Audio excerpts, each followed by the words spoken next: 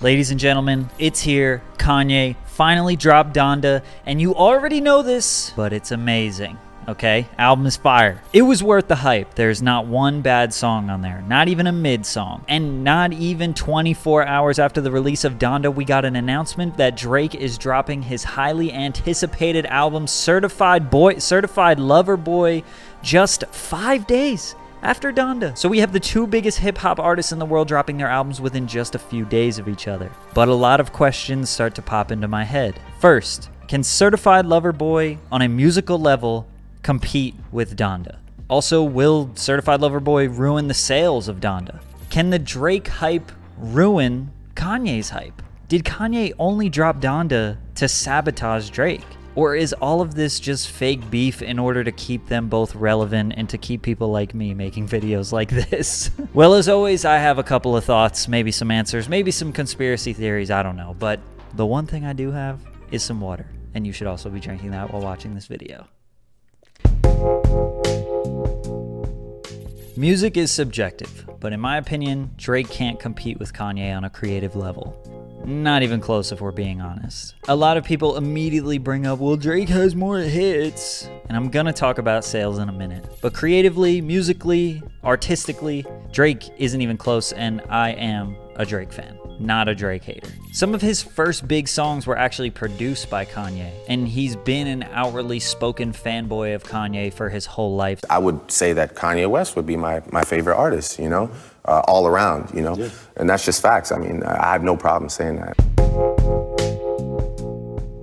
Drake dropping will definitely impact Donda sales. In 2018, Drake sold 732,000 copies first week. Donda, 94 million streams first day. Technically, that's only based on 16 hours because he dropped at 8 a.m., whereas 99% of artists drop at midnight. If Kanye did drop at midnight, based on some quick maths, it may just have broken the 132 million record with about 140 million streams. So in your head, you might be like, okay, Patrick, Kanye just shot himself in the foot a little bit, but let's flesh it out a little bit more. In 2018, when Scorpion dropped, Spotify had 87 million paid users. Today, they have almost double that. So Kanye couldn't even beat Drake with double the potential listener base. Also, Kanye had 3 major listening parties, 3 sold-out stadiums with over 5 million people streaming it online to hype up this album, and still couldn't top Drake's first day streams. I think if Kanye would have just dropped the album at midnight after the second or third listening party, he would have beaten it no problem. Plus, Kanye dropping on Sunday is going to hurt first week sales bad, because sales are calculated based on Friday at midnight until the following Thursday at 11:59 p.m. Kanye dropping on Sunday results in a loss of 56 potential sales/streaming hours. And as it sits right now, I think he's reported to do about 300K first week. Now, Donda is really good, and it might be premature to say it, but I think it's one of his better.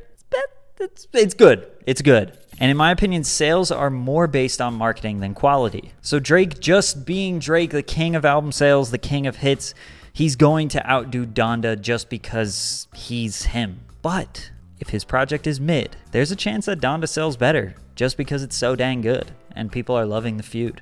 It really seems like all Drake needs to do is just put something out that's as good as Scorpion or less, have one dancey TikTok song, and it's probably a wrap for Donda sales.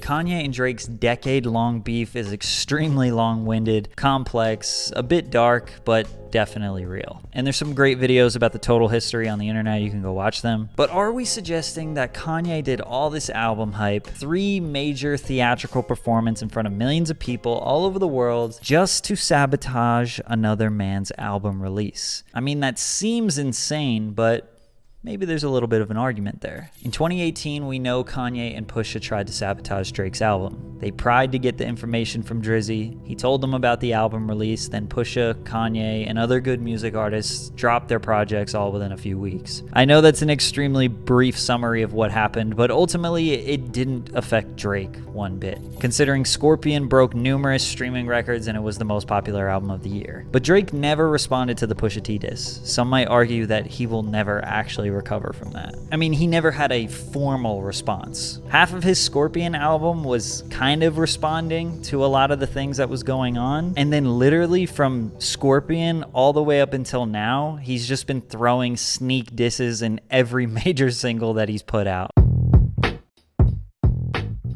Starting with Sicko Mode. I mean, if you really break down his verse, it's almost entirely directed at Kanye. I still got scores to settle, man. I crept down the block, made a right. And if you look at the map of where Drake lives in relevance to Kanye, make a right, you'd be down the block. Think It's Sweet. It's On Sight. On Sight is a Kanye song, but also Drake is saying it's going to be on sight. Checks over stripes. Obviously, Kanye working with Adidas. Drake working with Nike. Kanye's always loved Nike. Kind of some shade. Lost My Respect. You Not a Threat. Drake has always respected Kanye up until this point. I be spinning Valley. Circle blocks till I'm dizzy.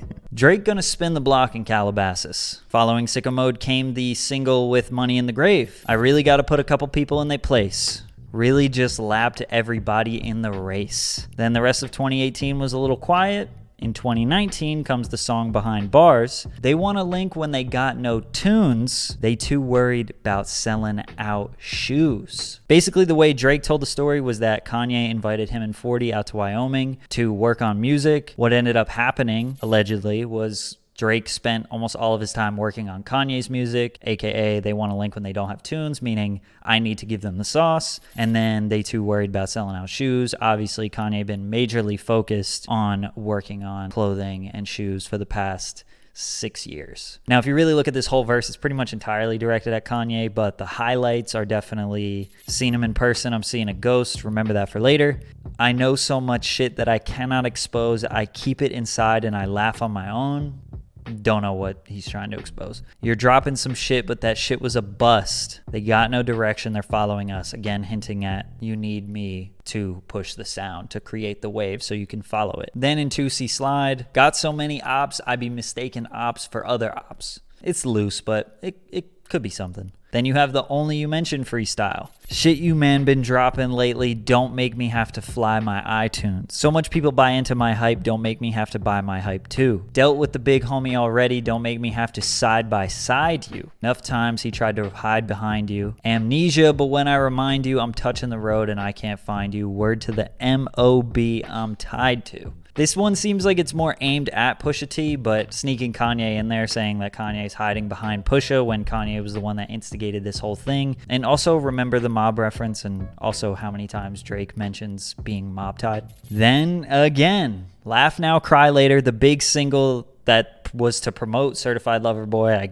guess it's still the only single. Basically, this whole song is about Kanye. It's ridiculous. I didn't even think about it. I didn't even realize it when the song came out because it's so damn good. But the whole song is about it. Tired of beefing you bums, you cannot even pay me enough to react. Please don't say that dude's song in this party because I can't even listen to that. Allegedly, there was a party that Drake was throwing. Somebody played the Love Sosa remix with Kanye and Pusha on it, and it got turned off very quickly. Distance between us is not like a store. This isn't a closable gap. This one might be a really creative jab. Not too long before this song dropped, Kanye secured the 10-year-long deal with Gap to do the Yeezy branded clothing. Later in the song, I know that they at the crib going crazy, down bad, what they had didn't last, damn baby. And he says it so beautifully that you're like, oh, that's kind of nice, but you realize this has everything to do with Kanye and Kim's divorce. And then at the end of the verse, pillow talk with him, she's spilling the tea, and then Shawty came back and she said she didn't mean it. It's hard to believe it. So when Pusha T told his side of the story of how he got the information about Drake's kid, it wasn't that Drake told them. It was that 40, who's Drake's producer, his right-hand man, was sleeping around with this girl, you know. He was doing a little bit of pillow talk. He told her, hey, you know Drake's got a kid? She was like, what?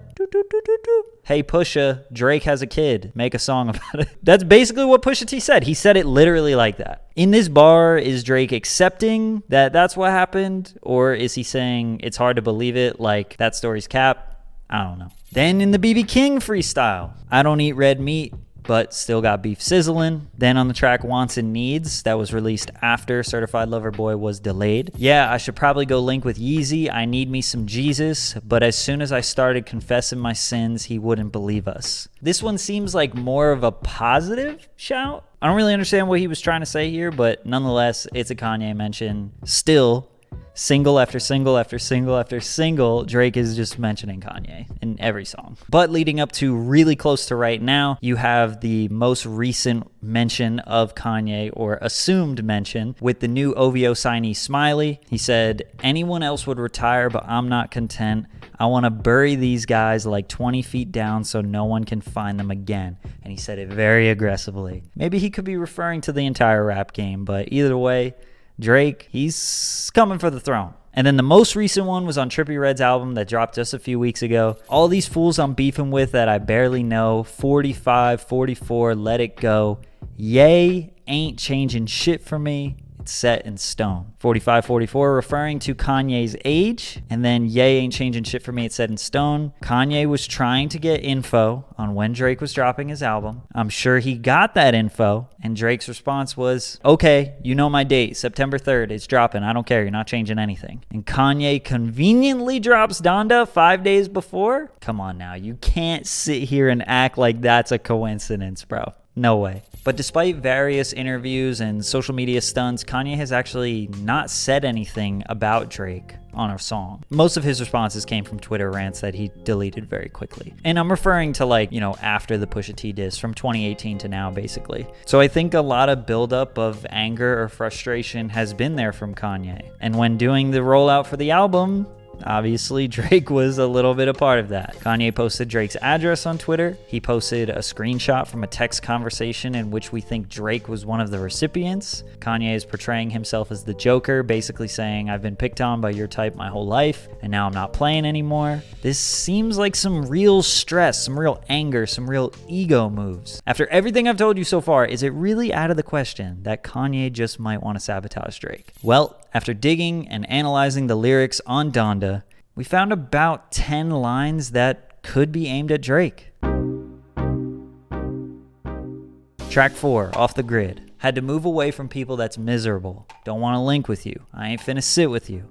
Ain't finna talk to you, ain't finna get with you. Don't get me mad just cause I don't want to injure you. Kanye is referring to moving out of Calabasas to Wyoming to go off the grid or away from everybody. And maybe just responding to Drake when Drake said, we took a trip, now we on your block and it's like a ghost town. Basically, Drake made one right and was on Kanye's block because he lives one block away from him.